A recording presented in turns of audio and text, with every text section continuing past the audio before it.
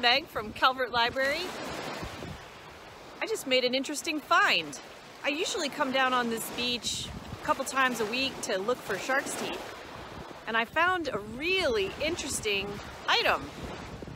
I think this is a point, an artifact, and I'm curious as to where it came from and how old it is. I think the best way to find out more about this particular item is to contact Jefferson Patterson, their Mac labs, and see if they can tell me anything more. I'll let you know what I find out. I'm gonna need to email Jefferson Patterson's Mac labs some photographs of the points so that they can help me identify what they are and how old they are. They need to show up on a nice surface. So I've put down a placemat that is relatively light so that it'll show off all of the details of the points. And I'm also going to need some natural light to make sure that they're highlighted correctly. To show scale, I'm going to use this measuring tape and lay it down between my points. I have the one that I found today, and I have another one that I found a few months ago. So I'm going to put them down, and I'm going to lay down the measuring tape right in the center of them. And then I'm going to go ahead and line them up, take a picture, and then I'll flip them over so that you can see both the fronts and the backs of the points. Make sure the measuring tape is in place, and take another shot. And I'll be able to email the Mac labs with those pictures so they'll be able to tell me more about what I found. Hi everyone, I'm Alice Merkel. I'm a collections assistant here at the Maryland Archaeological Conservation Laboratory at Jefferson Patterson Park and Museum. And we just got an email from Meg about some points that she found down at Cove Point Beach. Now here at the Mac Lab, we are at the State Museum of Archaeology, which means that we are everything from archaeological research, conservation, to curation of all archaeological, both field and underwater finds here in Maryland, excavated by state and federal agencies. So here we do a mix of outreach events, we do host independent researchers, we loan collections out to museums all throughout Maryland so that people can interact with artifacts. And a big part of that are the members of the public coming to us with finds from the beach or from a plowed field, stuff like that, artifacts like that, we call surface finds. So we're going to talk a little bit about that today. So like Meg's points, artifacts found on a plowed field or along a beach are surface finds. Now surface finds are found without digging, which means that the original location has been disturbed. They've either been plowed up or it's been disturbed and pulled out of the ground by a natural or unnatural force, which means that that artifact, we can't really tell where it originates to. It loses its context. Now context is the story of the artifact. Who made it, where it's originally from, if it was repurposed or reused as a different kind of tool. And without that context, there's only so much you can really tell about an artifact. And that's why when archaeologists dig, we dig in layers. Each layer tells us the story of who was on your site and what activities they did there. If they're hunting, cooking, living there, if they're farming, all those activities the soil can tell us. Now each layer represents a different time period, and with each layer, the deeper you go in the ground, the older the sites get. So things on the very surface of the site have either been disturbed or they're newer, more modern. Things like from today, like plastic or bottle caps, all that good stuff. Each layer of the site makes up the stratigraphy of the site. As we dig, we record changes in the layers, or changes in the site's stratigraphy, which gives context to each layer and the artifacts in them. So what do you do when you find something?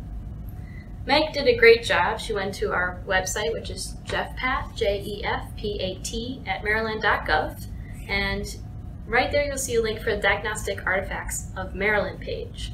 If you go to that page, it has over 40 types of different categories of points, let alone other ceramics, glassware, all sorts of cool stuff.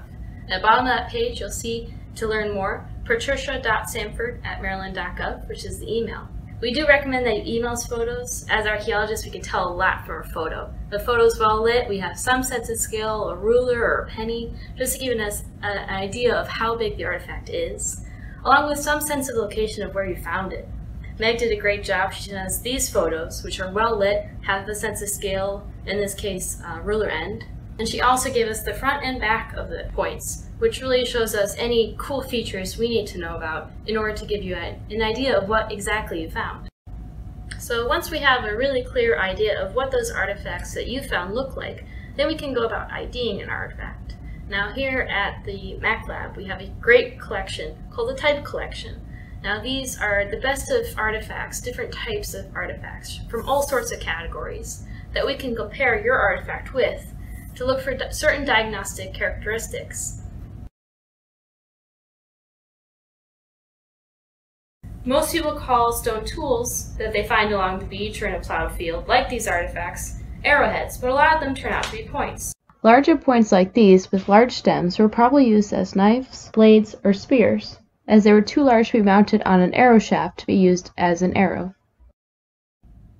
Points changed a lot through time, and some points would start off as one type and then be reshaped into another style. So in some cases, we may never know what the original form of the points were by the time we get to see them.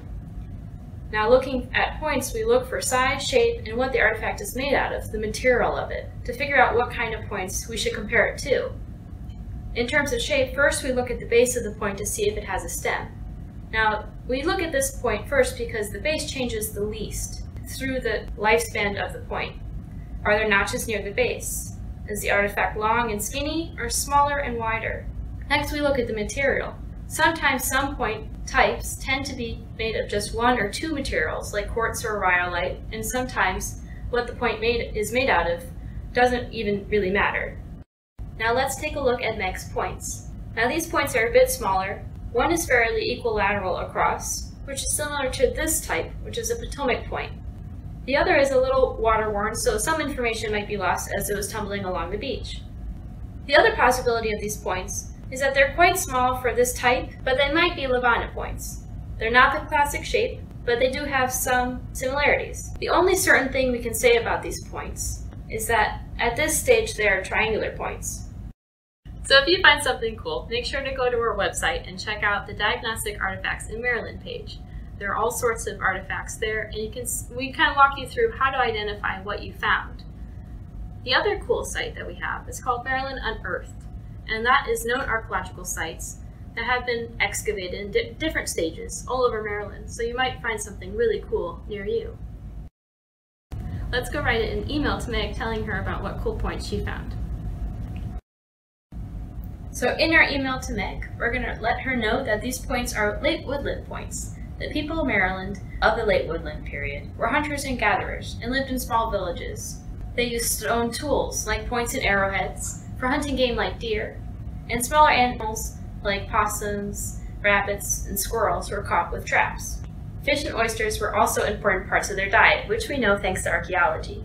The people of the late woodland period also practiced agriculture and grew corn, squash, and beans, just some of the vegetables we are growing down at our reconstructed Indian village here at Jefferson Patterson Park Museum. The village is currently open to the public and accessible by the paved path right across from the main parking lot at the end of the park entrance road. Once we reopen, we would love to invite the public and our friends at Calvert Library to come to our weekly free tours to see artifacts face to face. Remember, it's not what you find, but what you can find out.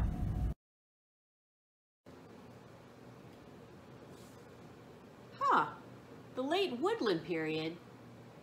It says here that the late woodland period is from between 500 and 1000 CE. That means that my artifact is probably more than 1,000 years old. That's cool. I wonder what else I'll find.